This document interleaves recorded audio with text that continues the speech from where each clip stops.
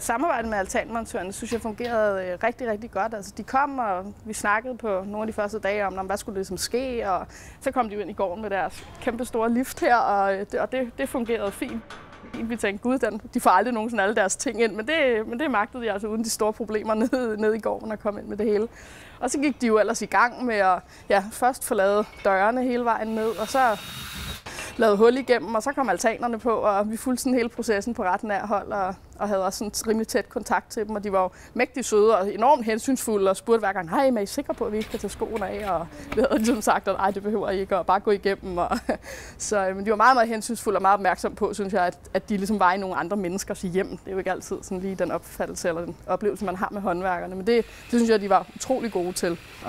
Og inddrog os meget i processen, hvis der var nogle spørgsmål, så i stedet for bare at gøre det, de troede var det rigtige, mente var rigtigt, så spurgte de lige os først. Ikke? Så vi blev generelt rigtig meget inddraget. Det synes jeg var rigtig positivt.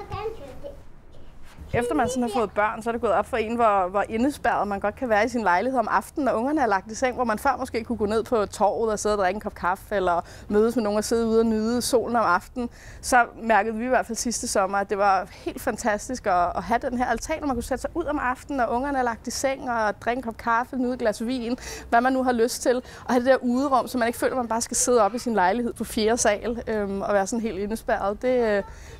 Det synes jeg er det, vi har fået allermest ud af det. Og så selvfølgelig også, at vores datter er meget begejstret for at lege herude. Hun elsker at være ude. Hun kan pjaske med vand, hun kan lege med sand, hun kan gøre lige, hvad hun vil. Nogle af de ting, som hun ikke kan inde i lejligheden.